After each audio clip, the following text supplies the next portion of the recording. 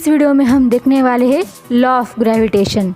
Gravitation क्या होता है? ग्रेविटेशन की खोज तो आप सभी को पता है किसने लगाई। इन 17th सेंचुरी में सर आइजैक न्यूटन ने ग्रेविटेशन की खोज की, लेकिन को डेरिवेट करने के लिए बहुत सारे साइंटिस्ट ने बहुत मेहनत ली है। इसके पीछे बहुत सारे साइंटिस्ट लोगों की मेहनत है। सो आज के इस वीडियो को हम शुरुआत करते हैं कि न्यूटन ने लॉ ऑफ ग्रेविटेशन में क्या बताया। तो चलिए पहले हम देखते हैं what is Newton's first law.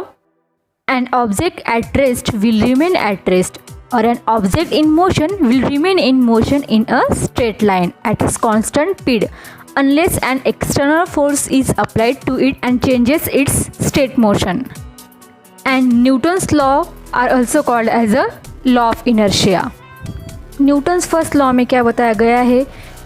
Suppose हम मान लेते हैं एक ऑब्जेक्ट है, वो उसकी पोजीशन चेंज नहीं करता। जब तक हम उसकी मोशन ना करते तब तक वो ऑब्जेक्ट वैसा ही रहता है।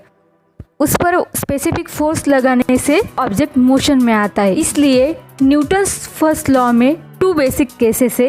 If it is at rest it will stay at rest and the second case is the if it is in motion it will remain at the same velocity. Now the examples of the Newton first law of motion is, तो हम first example देखते हैं। First example में हम एक ball लेंगे। जब तक हम इस बॉल को कोई फोर्स अप्लाई नहीं करते तब तक वो वैसे ही उसकी पोजीशन में रहता है। हम कोई फोर्स अप्लाई करते हैं, इस बॉल मोशन करने लगता है। This object in motion will continue with constant speed and direction. An object in motion will continue with constant speed and direction unless acted on by an unbalance force.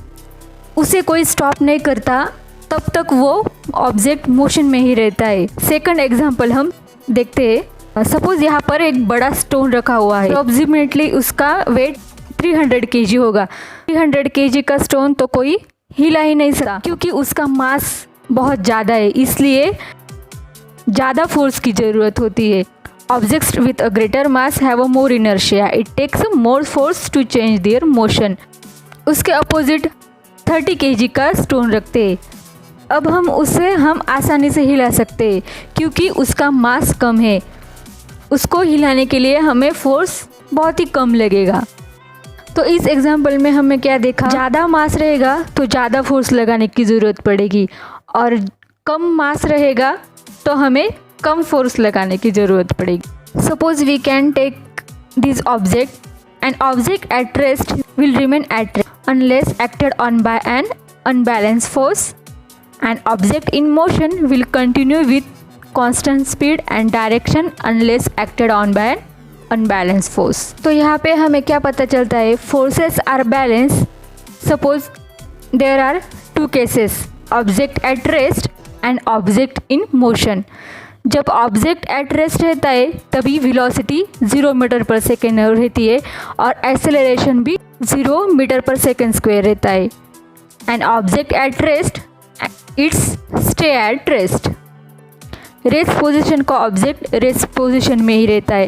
And object in motion की velocity change होगी और उसका acceleration same रहेगा 0 metre पर second square, और जो object motion में रहता है वो मोशन में ही रहता है। Stay in motion, same speed and direction. So therefore the two cases are really important in Newton first law.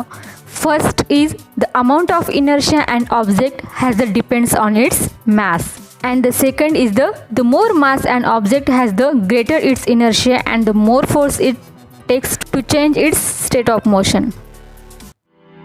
So friend, this is all about the law of gravitation. I hope this video is helpful for all students. Thank you.